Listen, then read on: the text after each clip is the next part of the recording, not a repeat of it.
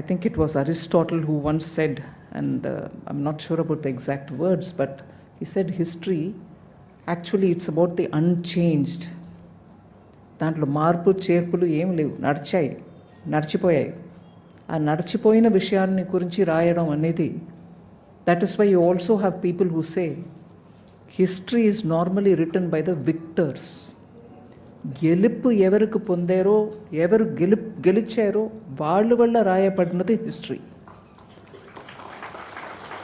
దాంట్లో మంచి ఉంటాయి, చెడు ఉంటుంది. మంచి ఏంటి? గెలిచిన వాళ్ళు రాసినప్పుడు వాళ్ళ తరపున జరిగిన మంచిలన్నిటినీ కూడా హిస్టరీలో రాస్తూ వస్తారు. కానీ అన్చేంజ్డ్ అది.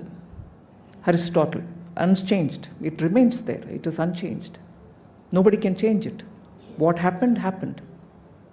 బట్ దాన్ని రాస్తున్నవాడు గెలిచిన వాడైతే he writes it in one glorious way.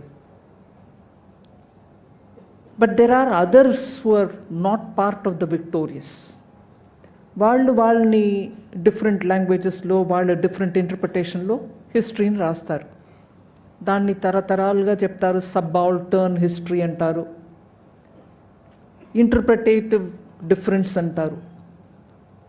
So history book రాయడం అనేది చాలా కఠినమైన exercise. It cannot receive ready acceptance by everybody. So majority history రాసేవాళ్ళు చాలా సంకోచించి రాస్తారు. కొన్ని అంశాలు రాస్తారు, అన్ని అంశాలు రాయరు. కానీ అక్కడ కూర్చున్నప్పటికీ నాకు అనిపించింది, the title of the book is it's a glimpse of world history. Glimpse అనేది ఎందుకు చెప్తున్నారంటే, ఇంత ఉన్న హిస్టరీని వారు చెప్పినట్టు ఒక 300 odd పేజెస్లో కండెన్స్ చేసి రాసినప్పుడు it becomes only a picture, small picture. So it's a glimpse. కానీ వారు మాట్లాడుతున్నప్పుడే వారు ఎంత ఇన్వాల్వ్డ్ అయిపోయి, టోటలీ దాంట్లో నిమగ్నం అయిపోయి, ఎక్స్పాన్సివ్గా హిస్టరీని రాయదలుచుకొని దాంట్లో ఉన్న ఎస్సెన్స్ని మాత్రం 360 odd పేజెస్లో రాశారు.